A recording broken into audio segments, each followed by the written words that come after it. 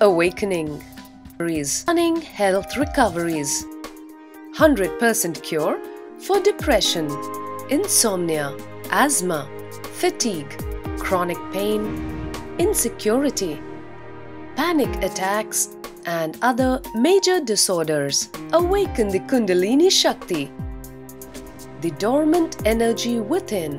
What would you do if you had 1300% more energy? Disease-free mind and body is your first wealth. Claim it at Inner Awakening. Inner Awakening, a 21-day meditation retreat with rare living incarnation. Paramahamsa Nityananda, Nityananda Dhyanapita, Nityananda Nagar, Bidadi, Bengaluru, Karnataka. Contact 0802 727 9999. Email ia@nityananda.org.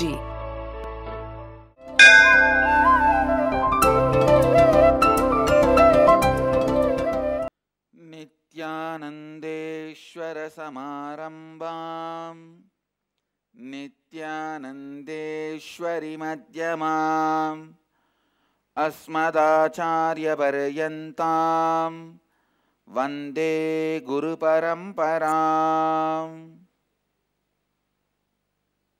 I welcome all of you with my love and blessings. Today, Mahadeva is gracing us as an alchemist. See,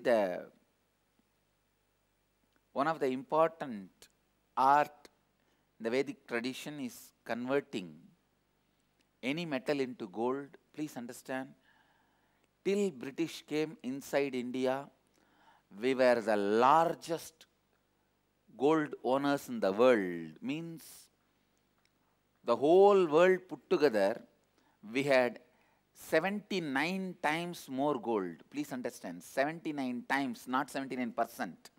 If whole world has only 1 kg gold, rest of the world, other than India, India alone had 79 kg.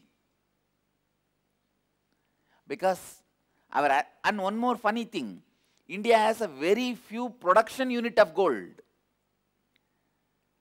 The typical formal production, taking out of sand and doing the process with the sand and getting the gold out, very little. Other than the Kolar, no other well-known typical gold production happening in this country.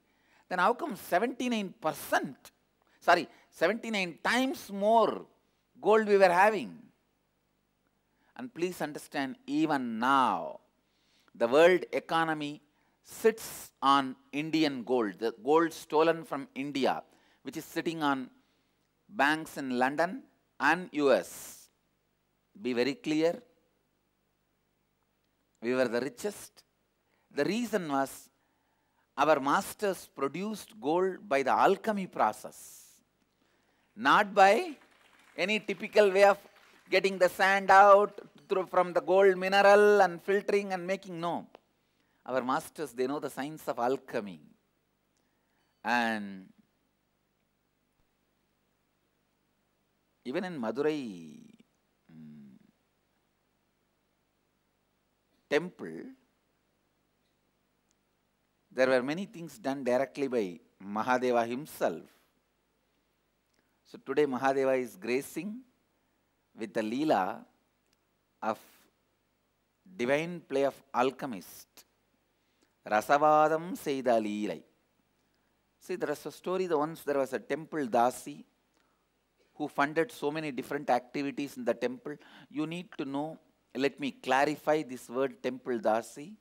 Please understand, temple dancers, temple Dasis were not prostitutes.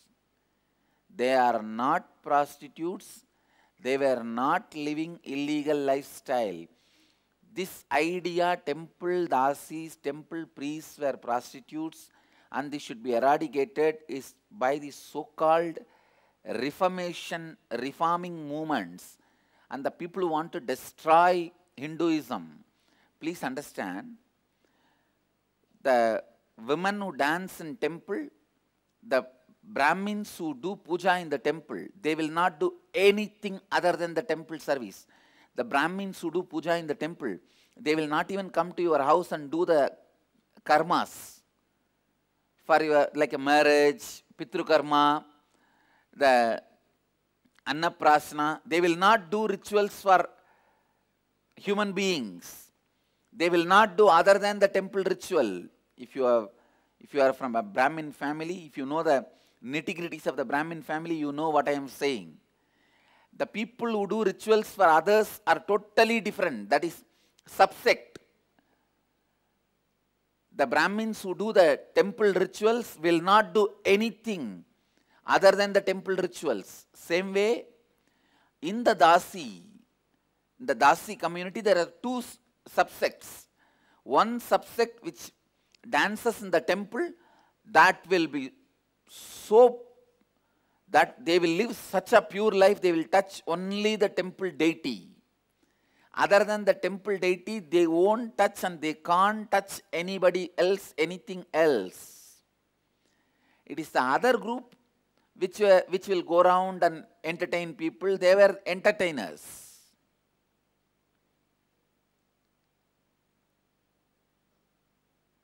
This anti-Hindu elements, anti-Vedic tradition elements, they abused left and right. Hindus saying that, oh, there's a prostitution,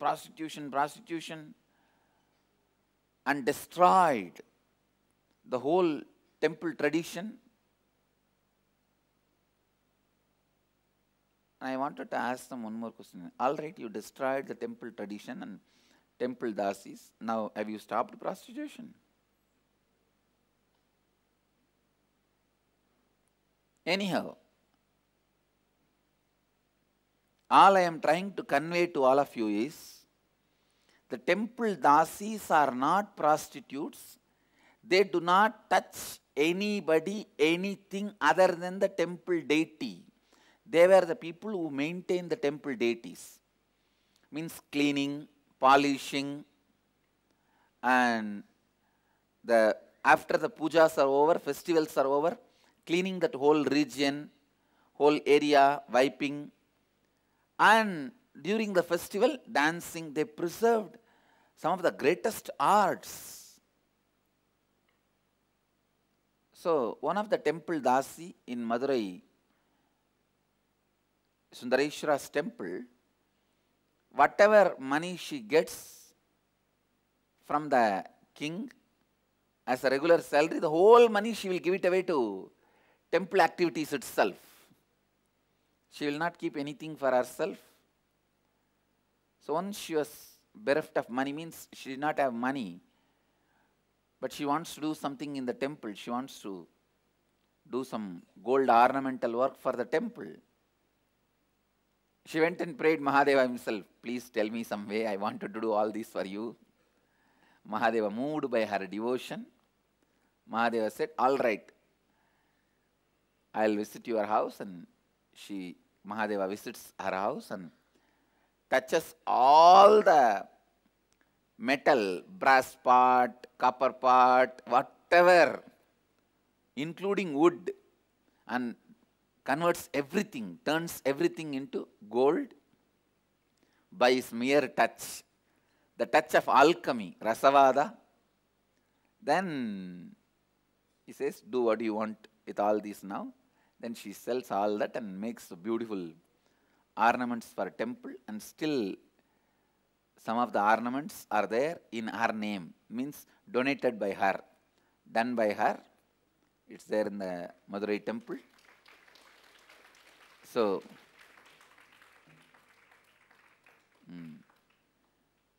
see, the Tanjore temple had more than 200 dasis. Somnath temple had 800 dasis. They were all only keeping the art alive. They are not prostitutes. They were not prostitutes, and they are not prostitutes. You need to know. But unfortunately, this whole tradition was destroyed by the modern day invaders of Hinduism and India, like so-called reforming movements. These reforming movements of modern day, they are actually the modern day invaders, last invaders of Hinduism and India. They destroyed everything. Today Mahadeva is gracing us as an alchemist, converting all the vessels into gold.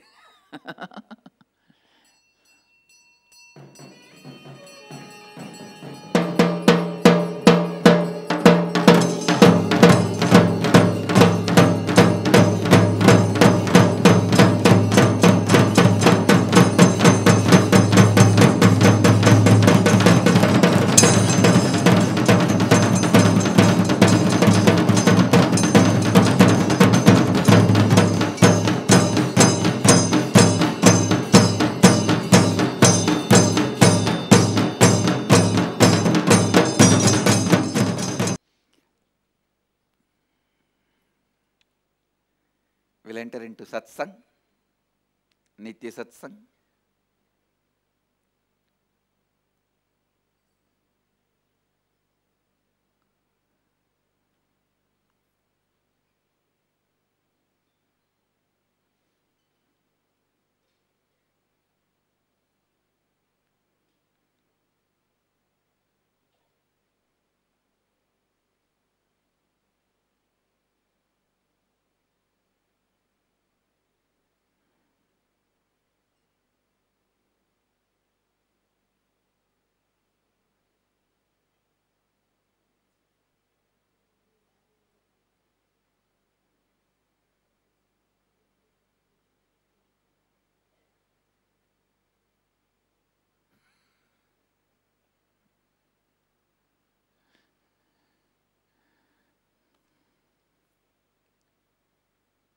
Today I'll expand on more and more the science of completing with others, constantly being in completion with others, reduce the psychological baggage you carry, psychological luggage you carry. Please understand. The psychological baggage you carry is what in Sanskrit we call karma. Karma is nothing but psychological baggage. Completion with others. Completion with others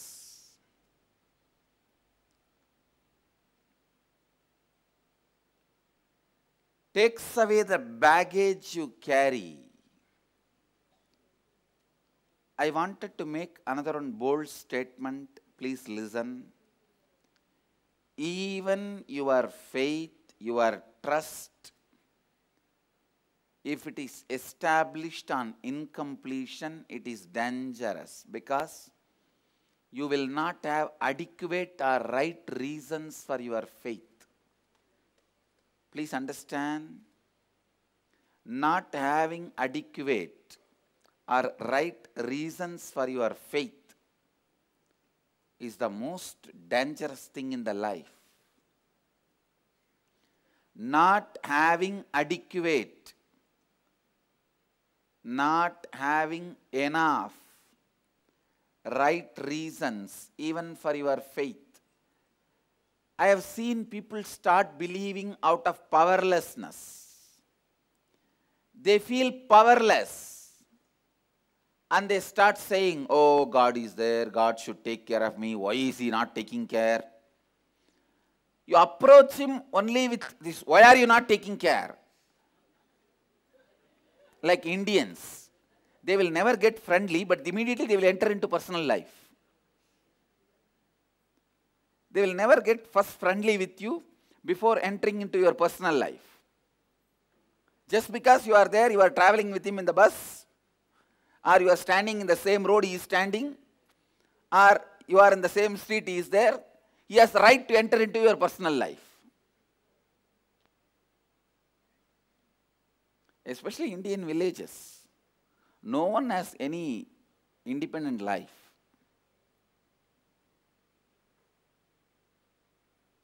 Same way,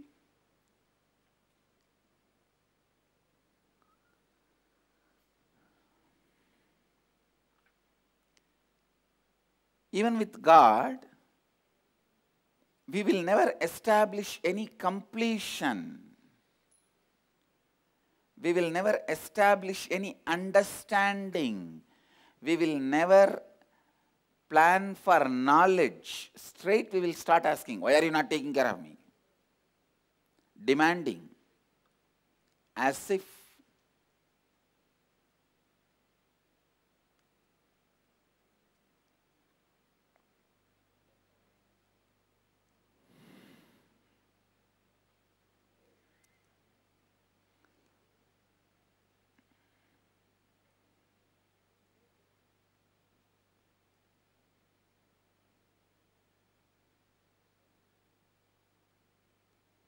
your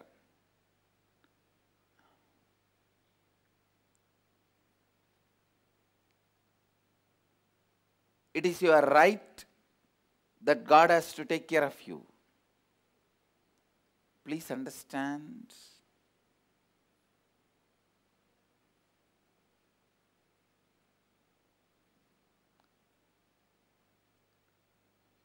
These incompletions, even faith based on incompletions, is really, really, really dangerous.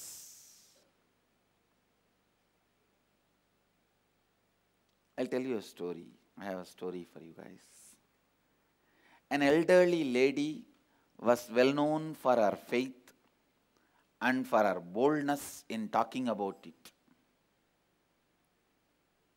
She would stand in front of her front porch and shout, "Praise the Lord, praise the Lord, praise the Lord." 1 or 2 days you can bear, but not every day. And next door to her lived an atheist who would get so angry at her proclamations. He would shout, "There is no God."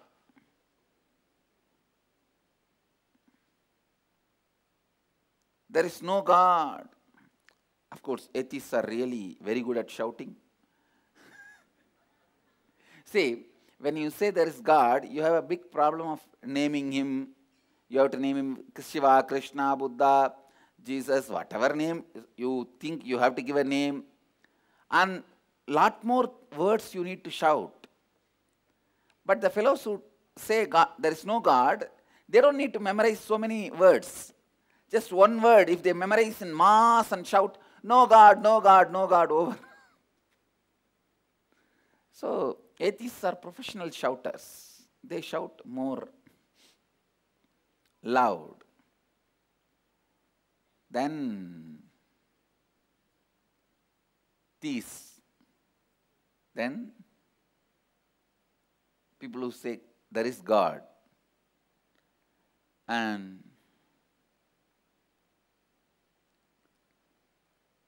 suddenly, hard times set in on the old elderly lady. Her life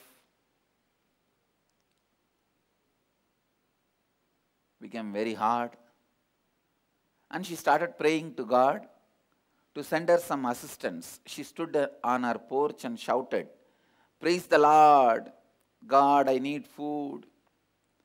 I'm having a hard time. Please, Lord, send me some groceries." Next morning, the lady went out on her porch and noted a large bag of groceries and shouted, "Praise the Lord, praise the Lord."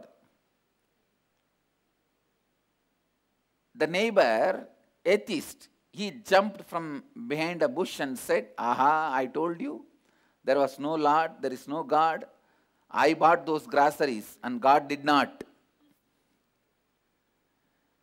And this lady started jumping up and down and clapping her hands and said, Praise the Lord. Not only God sent me groceries and he made devil pay for it.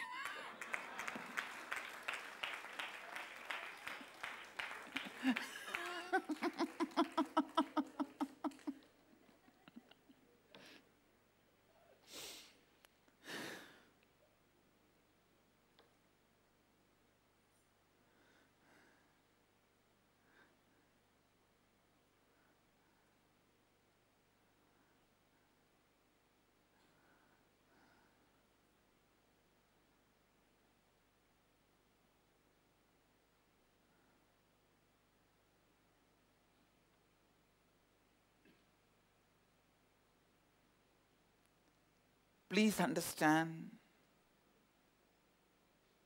the moral I wanted to convey from this story, let your faith not be based on the idea that he will supply groceries for you. As long as your faith is based on this kind of inadequate reasons, out of your own incompletions, atheists will tease you. That is not that atheists are sitting on adequate reasons. Atheists are just sitting on your ignorance, that's all. I have seen so many atheist books. Please understand. I used to do this as my lifestyle. First I started speaking in public at the age of 11. This Raghupati Yogi put me in the public stage. This is one of the very important dimensions of my life, which I have not spoken about it much. Especially from the age of 14 to 17 and a half. Raghupati Yogi will constantly guide and make me do this. I will also be continuously interested in doing this. We will get all these Dravidian movements books, these atheist movements books, these people who publish books on abusing Hinduism and no God and all these ideas. And usually in those books, the last 2-3 pages, they will give an open challenge. Anybody can call us in any function or anywhere, we will come and debate and prove there is no God. And this Raghupati Yogi is a very charming personality. He can't read Tamil fluently, but he can understand, and he will make me read and then explain all the loophole in their logic.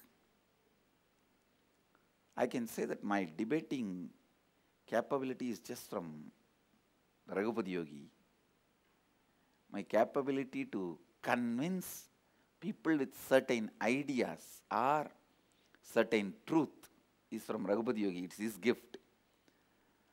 And he will call those guys challenging. Come on, we will have a debate. Invariably, he will actually put me in the front. I will only be debating. I can say at least 50 fellows ran away. And I wanted to tell you, not a single time I lost. Not a single time I lost. Raghupati Yogi, he will explain to us. He will explain to me. They stand on ignorance of people. We stand on experience of ourselves. He will very beautifully explain. Not even once I lost the game. Every time I'll win the game through this logical debate. Sometimes the other guy is not ready to accept. He goes on, screaming. Raghupati will intervene and do some miracles and he will run away. He will do some miracles. He will demonstrate some miracle powers. I have seen once, one 13 feet long cobra suddenly entered the scene. And that fellow ran away. And the funny thing is, I could not even see the snake. It was not seen by my eyes. And the other fellow, from the distance itself, he saw the snake and he literally running. I looked at Raghupati again and asked, what happened? The debate is not yet over. Why is he running? He says, no, I showed him a snake. Anyhow, Raghupati will always tell, understand, we are established on our own experience. Then I asked him why you should have allowed him to argue, debate. Raghupati Yogi said, I just wanted you to understand, and him also to understand, whatever is seen or unseen, it does not establish its existence or non-existence. See, that was the point of the debate. Can you see God? So Raghupati Yogi wanted to establish a point. Seeing does not establish something's existence, and not seeing does not establish that something's non-existence. Please understand. You are seeing this hall does not establish this hall exists. It may take only 10 minutes for me to make you understand this hall does not exist. And there are many things which you see does not confirm just because you are seeing it exists. There are many things which you don't see does not establish that doesn't exist. So, seeing and non-seeing neither establishes its existence or non-existence.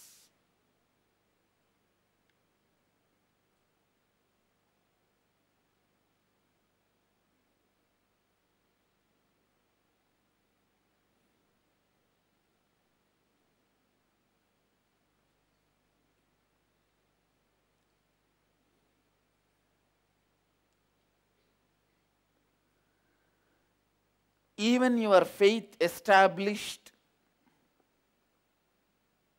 on incompletion, inadequate reasons, inadequate experiences does not help you, does not make you understand, does not lead anywhere.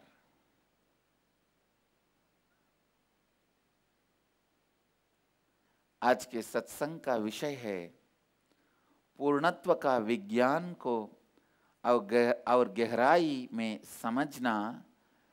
लगातार पूर्णत्व की स्थिति में रहने से आपकी मनोवैज्ञानिक बोझ कम हो जाती है। आप जो मनोवैज्ञानिक बोझ उठाकर फिरते हैं वही कर्म है। आपका विश्वास भी यदि अपूर्णता पर आधारित है तो वह अपर्याप्त है। ये अपर्याप्त बुनियाद कभी स्थायी नहीं हो सकता है। यह आपका अधिकार है कि भगवान आपकी देखभाल करे, किंतु जो विश्वास अपूर्णता पर आधारित है वो बहुत ही खतरनाक है।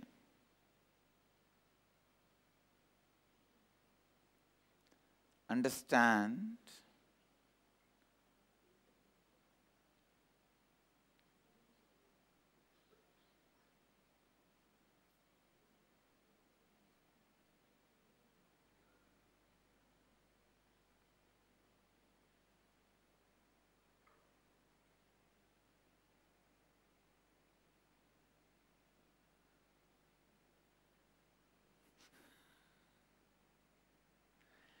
जब तक आपका विश्वास और आपकी श्रद्धा अपूर्णता या अपर्याप्त कारणों पर आधारित नहीं है, वो कभी दृढ़ नहीं हो सकता है। मेरे जीवन में 14 और 17 वर्ष की आयु के बीच मेरे गुरु रघुपति योगी जी ने मुझे एक अद्भुत कला सिखाई और उक्ति वाद विवाद की कला।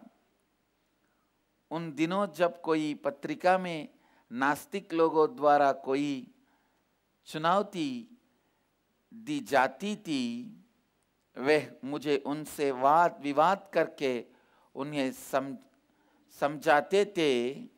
वाद विवाद का आधार है स्वयं के अनुभव की शक्ति और दूसरों की अज्ञानता, जो हम अपनी आंखों से देख सकते हैं।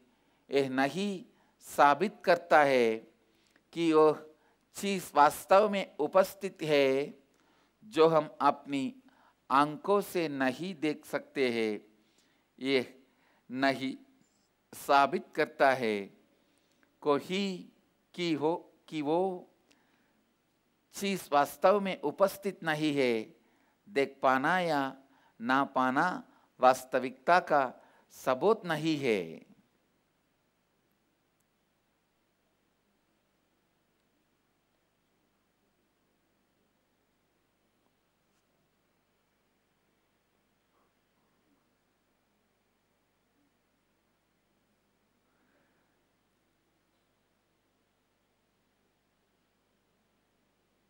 Please understand, come to the space of listening.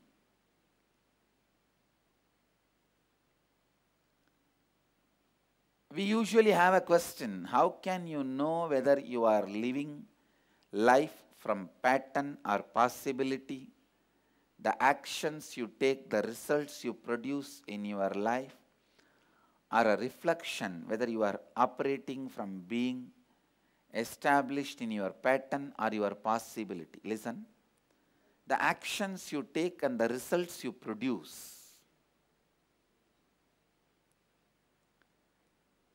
Actions you take, the results you produce in your life are a reflection of whether you are operating from being established in your pattern or your possibility. When you are operating from your possibility, you continuously live, function, expand, experience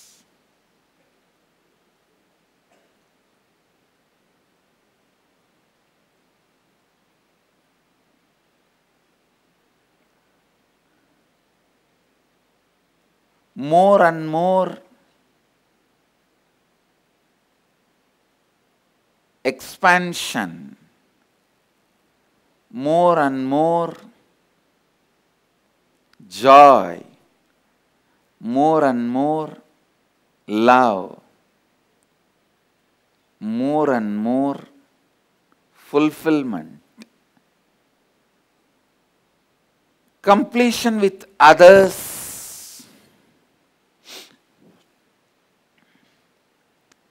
completion with others,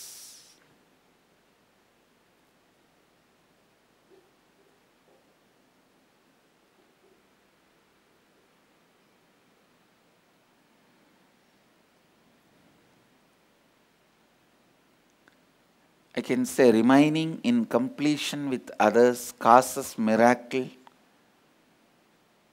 in the areas you never expected.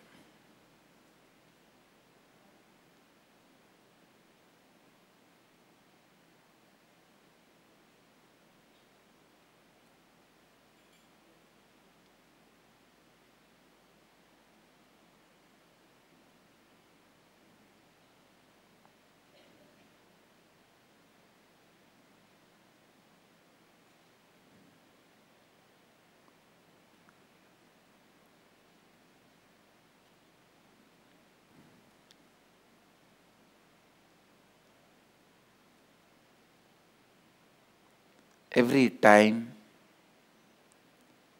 please listen. You complete with others. You establish completion with others.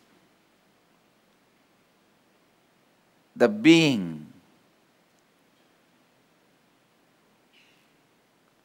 the experience of the being raises to a different frequency, and when your frequency raises, naturally, automatically, you attract the right frequency people around you. Attracting right frequency people around you, attracting right frequency people around you and they living with you is the best can happen to any human being. Living with the people of your frequency, even your family becomes Sangha. Wherever you are, you live in a spiritual Sangha.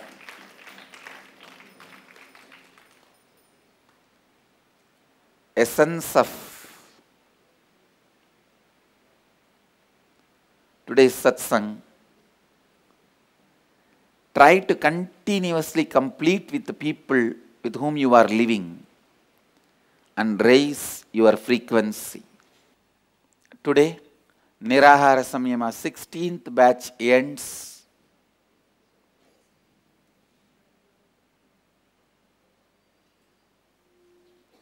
So from today, the Nirahara Samyama 16th batch, please start eating. You can start eating from today.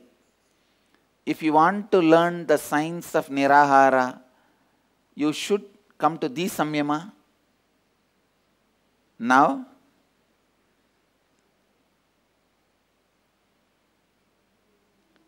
You please start eating from today. And the next batch, 17th batch, we will start the Nirahara Samyama. Abham. So before the Nirahara Samyama process, I also wanted to make an announcement. Delhi, in New Delhi, we were organizing Nitya Kriya Yoga program that has been postponed to November 24th and 25th. Please understand. From September 21st and 22nd, it is postponed to November 23rd and 24th. And September 19th, 20th, 21st, 22nd, we are having Inner Awakening Level 1 program in Biddi. So हम आपको बताना चाहते हैं कि नित्य क्रिया योग कार्यक्रम जो सितंबर 21 और 22 को होने वाला था, ओह अब नवंबर 23 और 24 को होगा। सीधी तरह से बैठ जाइए और चेतना स्थिति के साथ कल्पना कीजिए और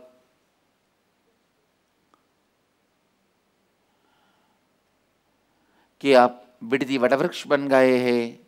इस कल्पना के साथ आप अपने दोनों नासिकाओं और मुंह के द्वारा सांस अंदर लीजिए। जितनी देर सांस को आप अपने अंदर बांध कर रख सकते हैं, उतनी देर आप अपने अंदर सांस को बांध कर रखिए। जब आप सांस को और बांध कर नहीं रख पा रहे हैं, तब आप अपने मुंह बांध रखकर सांस को अपनी दोनों नासिकाओं द्वारा धीरे से छोड़ दीजिए। आप में अपनी पूरे संपूर्ण श्रद्धा, उत्तरदायित्व और लाभान्वित करने का 4 तत्वों के साथ आशीर्वाद देता हूँ कि आप सबकी कुंडलिनी शक्ति जागृत हो जाए और आप सब अपनी जीव ऊर्जा को सीधे आकाश और वायु से उत्पन्न करें। अब क्रिया आरंभ कीजिए और इस क्रिया को लगातार 21 मिनट तक कीजिए। With this, I'll move to the Nirahara Samyama.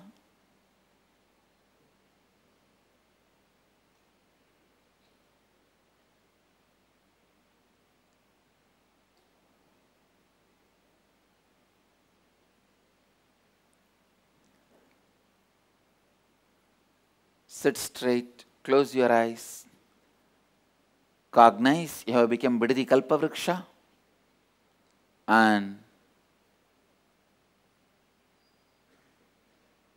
inhale through both the nostrils and hold as long as you can.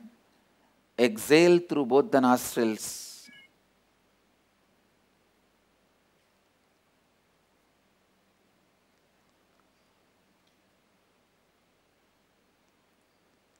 Do this for next 21 minutes.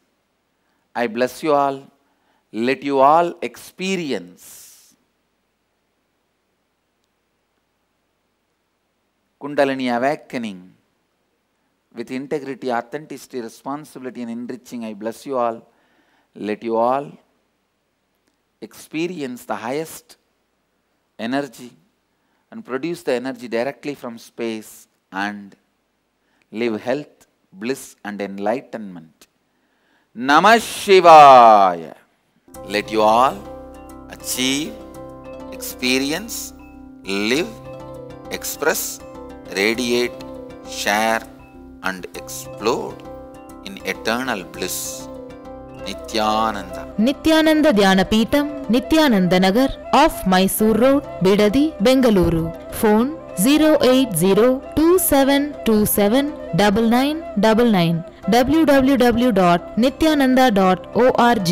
www.youtube.com/Life Bliss Foundation.